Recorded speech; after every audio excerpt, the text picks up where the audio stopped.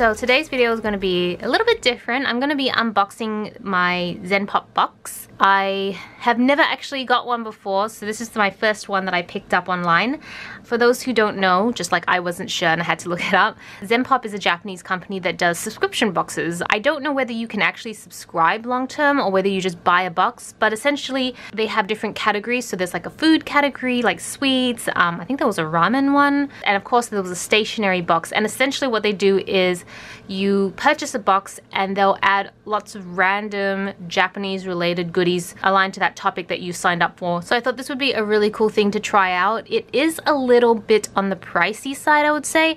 So it charged me in US dollars. It was $29.50, so that in Australian converts to like $37 or $36, something like that. It's definitely not a cheap box, but that does include shipping as well, so I don't think it's the worst either, and I'm kind of curious to know what I could get. And also just a quick note, when you watch my next week's Plan With Me video, you're going to notice that I say I don't know what I'm filming today, because I actually filmed the Plan With Me video earlier today, and then this arrived in the mail and I realized, oh wow, I could film this for my Tuesday video. So that's why there seems to be a little bit of a weirdness in there, because the Plan With Me got filmed first, but this video goes out first, so yeah. Oh, and since my last Plan With Me video, my main account YouTube channel is back up. It actually came back up after about 24 hours of being down.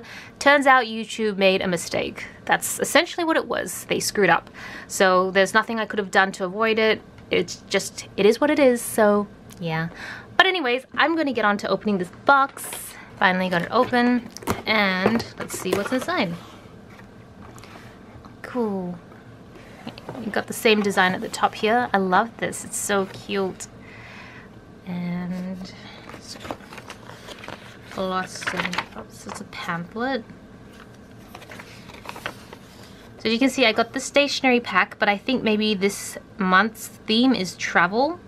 How perfect is that? I think these are the pens that I would have gotten. So instead of looking at that, I'm gonna open it up. Okay, so first up, an A5 folder. I don't know who this character is. I've never met this character before. And you get 3 slots. That's pretty cool.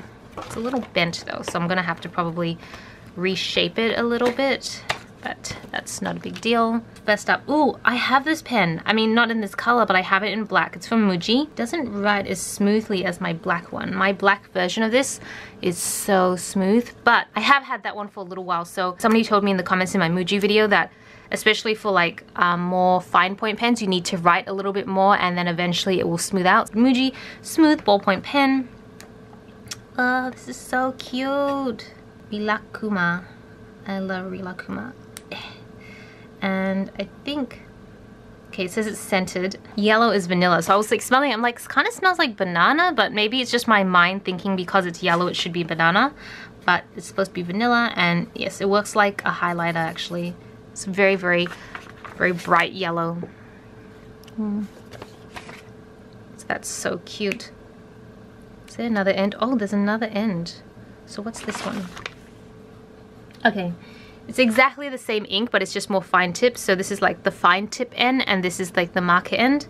This is so adorable. I kind of want to buy all the colors now. But personally, I'm not a huge fan of scented items. Kind of reminds me of like when I was back in primary school or something like that, because I feel like teenage child Celina would love scented stuff. I used to collect pens that were scented, and then now that I'm an adult and I'm older, I feel like a lot of the scents just annoy me instead. I feel like that's what happens when you get older and you're just like, get off my lawn. And this is a Muji highlighter. I think it's a Muji highlighter. It doesn't actually say, but I feel like the style is super Muji-like. I will test it out. Definitely a highlighter. But it doesn't say Muji on it, so who knows. So you get an orange highlighter. I think like every pack is a bit different. Like even here it says the scented pens, you got red, blue, light blue, green, yellow, pink. So I think every time you buy a box, you maybe get similar pens, but you might get a different variation of it.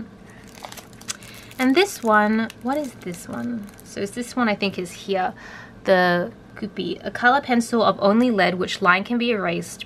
It was so innovative when it was born into this world. Okay, so my takeaway is that it's essentially a coloring pencil, but it's only lead. I mean, it feels really rubbery. And honestly, it doesn't feel like a pencil. It feels more like a crayon. Yeah, it reminds me of a crayon. And I don't know if you can see, but there's like some bubbling going on here. I think maybe it got overheated in the packaging, so it kind of melted a little bit. But it definitely doesn't feel like a pencil. Like, I would not call this a pencil. To me, this is like a crayon. So, yes. I might actually keep it in here until I can find a suitable home for it, because it feels kind of waxy. Now, yeah, not rubbery, just it feels waxy, and it kind of leaves this weird waxy residue on my fingers, so maybe not the biggest fan of that one. Okay, so next I have, I think these are post-it notes. I'll bring this up a little closer. Yeah, so I'm such a noob, because when I looked at this I was like, cartography, what is that? So I had to Google it just then. It's the science or practice of drawing maps. Yay. I don't even know if I'd want to write on this, because it's actually a really nice drawing and it's separated by the states and everything. Oh, sorry, did I take it up too high that it stopped focusing? Okay, there we go. Yeah, I don't even know if I want to use this because it's so pretty. I'm not even sure what I would use it for. But yeah, there you go. What is this? It's like potato chip paper. Is it actually? Actually, you know what I should do? I'm going to flip this around. I wonder if it's got more information about the stuff in here. Oh, it does. That's great. Okay, mini memo.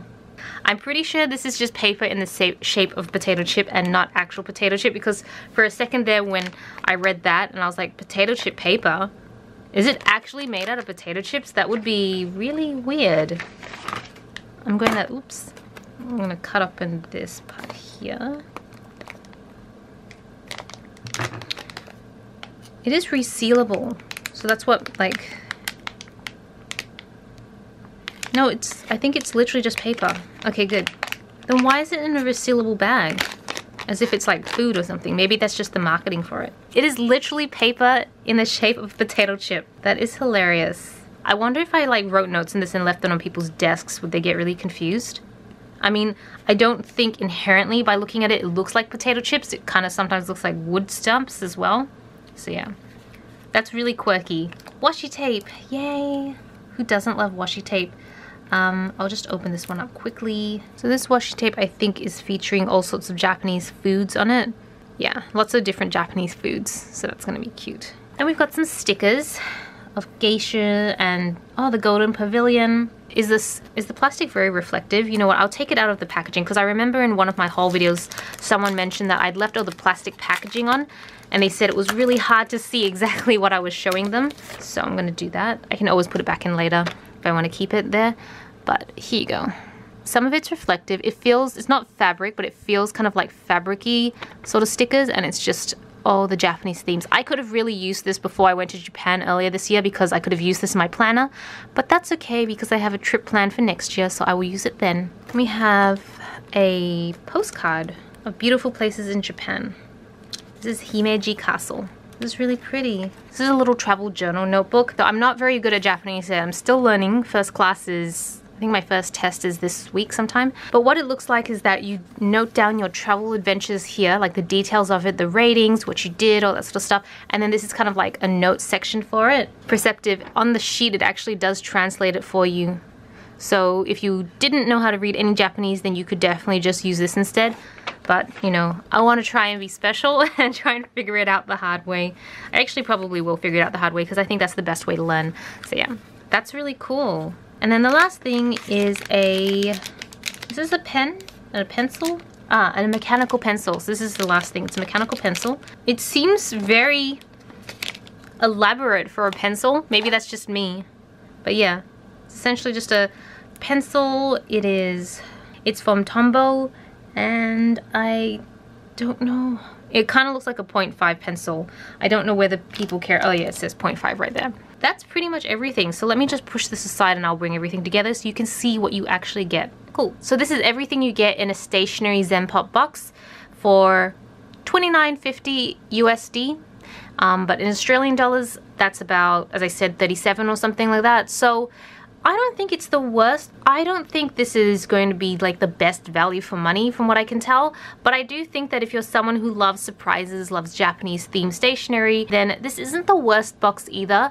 I think, like personally as an Australian, if this was like $25 Australian, that's including shipping, by the way, then I would say this is really good value for money. But when you're edging closer to like the $35–40 mark, I feel like that might be a bit steep, and that does in part come down to the fact that our Australian dollar is so weak.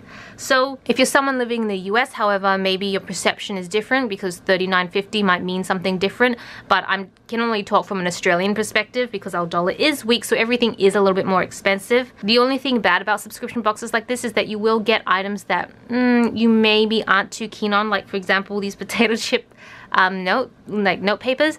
They're cool and quirky, but I wouldn't personally buy them myself, and I don't even know if I would actually use them. So to me, that's a little bit of a loss. The postcard is really nice, and I love sticking pictures of stuff around my walls, but you guys know that I travel extensively as it is, so I have my own photos, so I don't really need a postcard.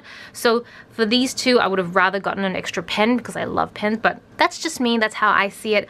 But I will say that if you are interested, I just noticed that they sent this little pamphlet, that first thing that you see, and there's like a coupon code or something.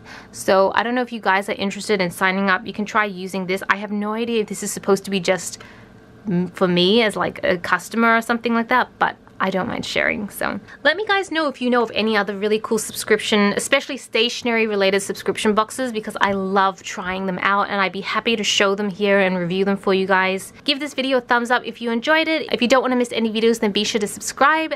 This is Celina reporting from my room. Back to you, internet.